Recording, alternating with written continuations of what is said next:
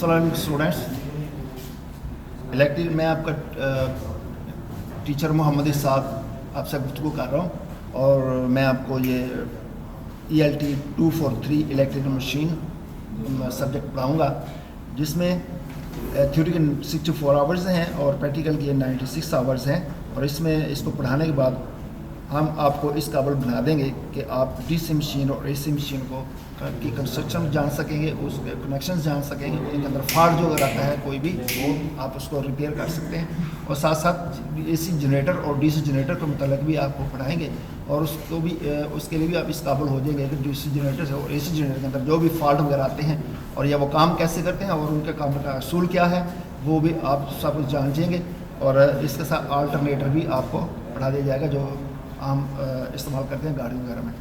तो इसमें सबसे पहला जो चैप्टर है हमारा वो इलेक्ट्रोमैग्नेटिक इंडक्शन के इसके मतलब हम बताएंगे व्हाट इज इंडक्शन, होता क्या है ये इंडक्शन और इंड्यूस वोल्टेज कैसे होते हैं। तो इसके लिए हम फैराडेज लॉ और लेंज लॉ आपको समझाएंगे कि ये लेंज लॉ फैराडेज लॉ के हिसाब से काम करते हैं और इसका सिंपल लूप जनरेटर जो होता है उसका प्रिंसिपल क्या है, वो किस असूल के तहत काम करता है। साथ ही इसके नेक्स्ट चैप्टर है DC जनरेटर। अब ये इसके DC जनरेटर की कंस्ट्रक्शन बताएंगे ये कैसे बनता है और इसके अंदर फील्ड और आर्मेचर वाइंडिंग, दो वाइंडिंग्स होती हैं और हर फील्ड का जो वाइंडिंग है उसका क्या फेल होता है, वो कैसे काम करते हैं। इसका EMF इक्वेशन है और EMF वोल्टेज इसके अंदर इंड्यूस होते हैं वो किस असूल के तहत इंड्यूस होते हैं।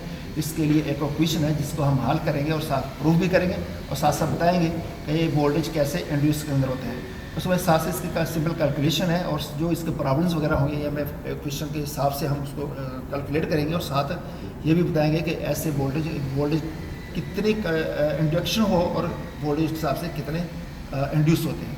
और types of brief description of the DC generator, तो इसके साथ हम DC जनरेटर की अकसाम की भी डिस्कस करेंगे और साथ ये देखेंगे कि इसके अंदर DC जनरेटर जो है वो काम कैसे करता है, AC से DC कैसे बनती है। Methods of excitation and there characteristics, और ये एक्साइट कैसे होती हैं, जो आर्मेचर की वाइंडिंग है वो एक्साइट कैसे होता है, उसके अंदर वोल्टेज इंड्यूस कैसे होते हैं और उसका कैरेक्टरिस्टिक्स क्या है। साथ उसके नेक्स्ट चैप्टर है हमारा थर्ड DC मोटर। अब मोटर किस असूल के तहत काम करती है और उसकी कंस्ट्रक्शन क्या है, वो कैसे बनती है और इसके अंदर बैक EMF जब वोल्टेज पैदा होते हैं तो वो काज कैसे होती है और उसका असर क्या होता है, यानी किस वजह से बनते हैं और उसका असर क्या होता है। थर्ड में torque division of the DC motor and simple problems. तो इसके अंदर जो टार्क पैदा होता है जिस हम उर्फ आम में उर्दू में धक्का कहते हैं और जिसकी वजह से मोटर स्टार्ट होती है उसके मतलब पढ़ेंगे और साथ उसकी कुछ प्रॉब्लम है कि टार्क कितना चाहिए मोटर के लिए और मोटर को स्टार्ट करने के लिए कितना टार्क चाहिए, उसके साथ प्रॉब्लम है वो कैलकुलेशन करेंगे और टार्क की हमें पता चलेगा कितनी पावर चाहिए हमें। Types of DC Motors, fractional HP and miniature DC motor. तो इसके अंदर हम DC मोटर के अकसाम पढ़ेंगे और साथ इसके ये भी देखेंगे कि इसके फ्रिक्शन लेस या जैसे हम रगड़ कहते हैं उसके बगैर जो उसका असूल है वो कैसे काम करते हैं और छोटी छोटी मोटर DC मोटर हैं उसके मतलब भी हम स्टडी करेंगे। The methods and needs of motor starter, तो हम ये देखेंगे किस तरीक़ों के किन तरीक़ों के साथ हम DC मोटर को स्टार्ट करते हैं और साथ उसके मोटर के स्टार्टर्स जो होते हैं वो किस किस्म होते हैं और किस मोटर के लिए कौन सा स्टार्टर हम इस्तेमाल करते हैं। इसके बाद आ गया अल्टरनेटर्स। तो इसके साथ ये है कि कंस्ट्रक्शन ऑफ अल्टरनेटर्स, ये अल्टरनेटर्स की कंस्ट्रक्शन पढ़ेंगे बनता कैसे है और इम्पॉर्टेंस ऑफ स्टेशनरी आर्मेचर। इसके अंदर दो किस्म के होते हैं, एक स्टेशनरी आर्मेचर होता है और एक स्टेशनरी फील्ड होता है। तो इसका मतलब हम पढ़ेंगे कि अगर स्टेशनरी आर्मेचर है तो वो कैसे वोल्टेज इंड्यूस होगा और AC में कैसे आउटपुट देगा।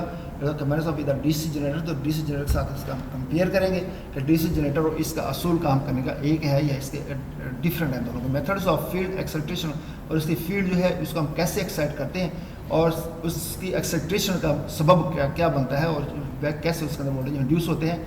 और साथ है briefly introduction to 3 phase AC generator. तो 3 फेज AC जनरेटर का मतलब भी हम थोड़ा सा स्टडी करेंगे ताकि हमें पता चल जाएगा थ्री फेज जनरेटर कैसे थ्री फेज में आउटपुट देता है। उसके बाद आगे सिंगल फेज एसी मोटर्स। तो एसी मोटर के अंदर 3 अकसाम होती हैं, सिंगल फेज, डबल फेज और 3 फेज। अब हम सबसे पहले सिंगल फेज पढ़ेंगे, उसके बाद 2 फेज और 3 फेज के मुताबिक भी हम स्टडी करेंगे। मगर ये है एक classification single phase AC motor की। इसी क्लासिफिकेशन क्या होती है, हम इसको कैसे क्लासीफाइड कर सकते हैं, फला किस्म की ये सिंगल मोटर है। और सिंगल फेज इंडक्शन मोटर, ये सिंगल फेज इंडक्शन होती है, इसके अंदर इंडक्शन कैसे होती है, वोल्टेज इंड्यूस कैसे होती है और कैसे ये घूमना शुरू कर देती है।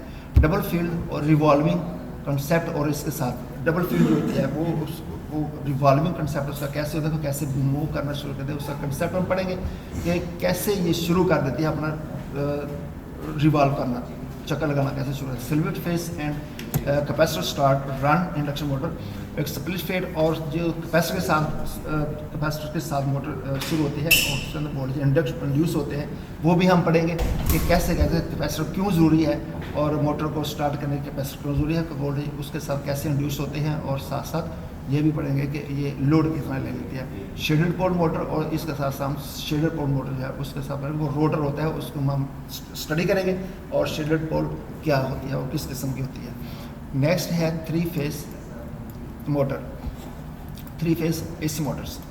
अब हम 3 फेज एसी मोटर के मतलब इसका इंट्रोडक्शन करेंगे और 3 फेज रोटेशन मैग्नेटिक फील्ड करेंगे। इसके अंदर जो 3 फेज की फील्ड है, तीनों फेज अपनी फील्ड देंगे और कैसे कैसे रोटेट करेंगे और अपनी मैग्नेटिक फील्ड को कैसे रोटेट करेंगे और साथ साथ उसको रोटर को अंदर कैसे रोटेट करने पर मौजूद करते हैं। Types of 3 phase motor AC Motors, तीनों 3 फेज एसी मोटर की हम अकसाम पढ़ेंगे कि किस किस किस्म की होती हैं।